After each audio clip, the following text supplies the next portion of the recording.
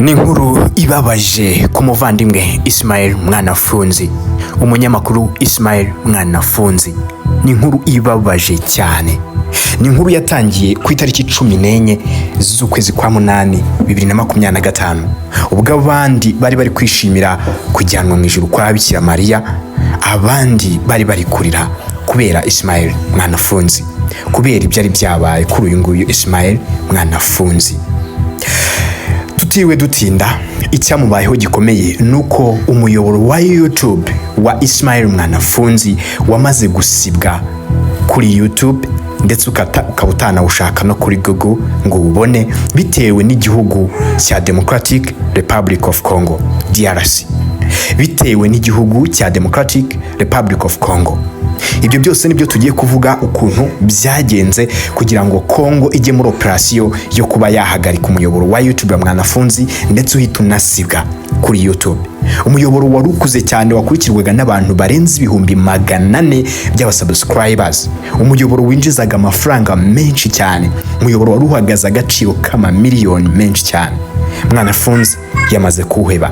Birasa no kuba wari ufite etage muri Kigali igasenyuka, kuko ni amafaranga menshi pe umuyoboro we wamwinjirizaga.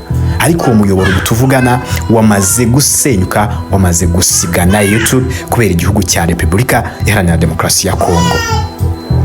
Ubusanzwe abantu twese dukoresha YouTube mu Rwanda, nubwo tuyikoresha ariko dufite amategeko n'amabwiriza tugenderaho, dufite ibyo tuba tutagomba gukora kuri YouTube. Ndabaha nk'urugero, nta muntu ukora video kuri YouTube washyiraho abantu bambaye ubusa bagaragaza imyanya yabo y'ibanga, ntago byemewe. Nta muntu ushobora gushyiraho umuntu wapfuye cyangwa se umuntu wangiritse uri kuva amaraso kuri YouTube, ntago byemewe. Nta muntu kandi wemerewe gushyira ibintu by'urukozasoni nk'uko nari mbivuze kuri YouTube, cyangwa se ibintu bijyanye n'intambara, by'umwihariko imitwe y'iterabwoba.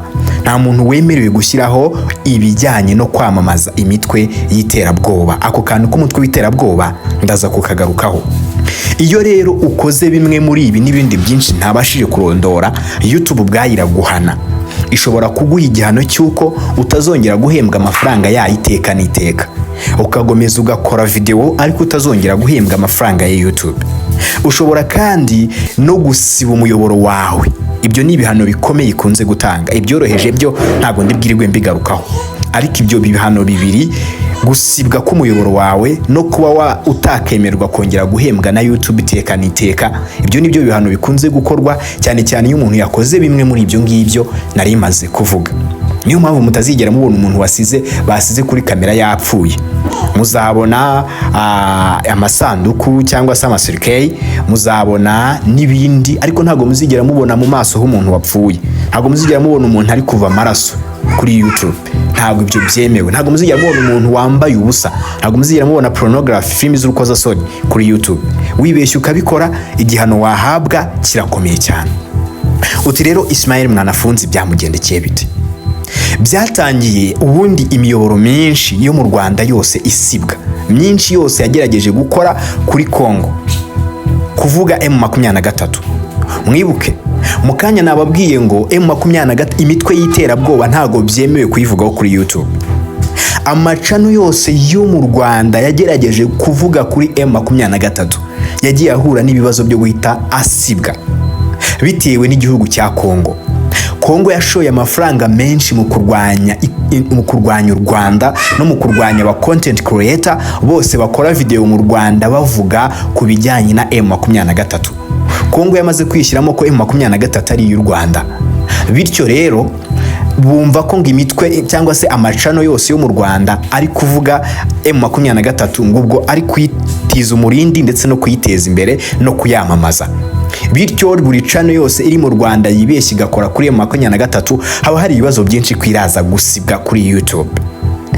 Congo yatanze amafaranga kayabo kama miliyoni kuri Google kugira ngo igicekinga no kuri YouTube, kugira ngo bajye bacekinga ko nta cano yo mu Rwanda nimwe yigeze ikora kuri M23. Amacano y'abantu boroheje menshi yarasibwe, andi aba demonetized. ahanishwa ibihano byo kutazongera guhembwa kubera DRC. Ibyo ni nabyo byabaye kuri Ismael Mwanafunzi. Kuri iyo tariki twavuze, tariki 14, abantu benshi bagiye kuri YouTube bashakisha channel ye barayibura. Ni umunsi hari habaye Assumption, kujyanwa mu ijuru kwa Bikira Mariya. Abakatolike nibo sinzi niba ruko nguko babivuga. Hanyuma abantu benshi bajya kuri channel ya Mwanafunzi bakundaga kureberaho ibiganiro bye. Yari ibiganiro amavideo menshi cyane. Bagiyeho Mwanafunzi baramubura, channel ye barayibura, bababwira ngo not available, bababwira ko itagihari. Byari byayobeye abantu benshi ndetse na Mwanafunzi byamubyobeye, kandi n'ubu ngubu nuko. Aka kanya rero nibwo nibura turi kugenda dusobanukirwa umuyoboro wa Ismael Mwanafunzi ko wabuze kubera Kongo. Burango Kongo ngifite n'urutonde rw'amacano menshi akomeye mu Rwanda yohereje kuri Google, rugomba kujya rusuzumwa, irwoherezanya n'akayabo k'amafaranga kugira ngo iyo channel yo mu Rwanda niyibeshye ikavuga kuri M23, iyo channel ihita isibwa. Kandi mu by'ukuri ari umuyoboro ukomeye, ari umuyoboro umuntu yubatse umugoye. Nibyo byabaye kuri Mwanafunzi, umuyoboro we wa YouTube wamaze gusibwa. Bityo Mwanafunzi ntago ushobora kumubona kuri YouTube keretse wenda ku yindi miyoboro ashobora kuzakora, cyangwa se ndi yarafite ku ruhande, ariko wa wundi warukuze warukurikirwaga n'abantu bageze ku 400 wamaze gusibwa kuri YouTube. Ni nkuri babaje, nabivuze ngo ni nko gusenyuka kw'inzu, nko gusenyuka kw'inzu. Kandi DRC iracyakomeje ngo urugamba rwo gusiba amacano yo mu Rwanda, igihe cyose M23 ikiri gufata uduce, ikiri kurwana muri Burasirazuba bwa Kongo, igihe cyose u Rwanda na Kongo bitarumvikana, amacano yo mu Rwanda yose ari kuvuga kuri M23 azasibwa. Dore uburyo rero bari gukoresha, cyangwa se Google ikoresha kugira ngo imenye ko wavuze kuri M23 kandi wakoze content mu Kinyarwanda. Hari uburyo bubaho bita autodubbing. Autodubbing ni uburyo bubaho guko ushobora gukora video ukayishyira kuri YouTube, noneho YouTube ubwayo igahita yihindura. Niba wanditse ngo M23 wenda yafashe Kanyabayonga, iryo jambo ryonyine uvuze igahita, cyangwa se wanditse muri titre igahita irihindura mu Cyongereza, igahita imenya ko mu byo wavuze harimo guteza imbere M23. Haba mu mashusho kandi iyo wibeshye ugakoresha amashusho arimo iby'imitwe y'iterabwoba, cyangwa se mu matitire n'ahandi, rwose directly ako kanya Google cya YouTube ihita kuvumbura. Ubwo rero mu mavideo Mwanafunzi yagiye akora, mu documentaries zitandukanye, mu biganiro bitandukanye yagiye akora, birashoboka ko yaba yarigeze kuvuga mu mutwe wa M23. Icyo ngicyo nicyo cyatumye umuyoboro wa YouTube we uhita usibwa kuri YouTube. Nagahinda, ni ibintu bibabaje ariko kandi byabaye. Icyo nakisabira abanyarwanda nuko igihe cyose Mwanafunzi azaba yongeye yakoze undi muyoboro, rwose tuzamube hafi tumufashe kuzamura. Ikindi nabwira aba content creator bo mu Rwanda cyangwa se abakora video, mwirinde imitwe y'iterabwoba mw'abantu, by'umwihariko M23 ntimuzongere no kuyivuga mu byo mukora, muyibagirwe. Naho ubundi ibintu byakaze, Kongo yarabinjiriye, Kongo yaratwinjiriye. Mwihangane kandi Mwanafunzi nawe wihangane. Nitwe Rick Radu, reka tugume kubana ku muyoboro w'Udushya Kingdom. Imana ibaho umugisha.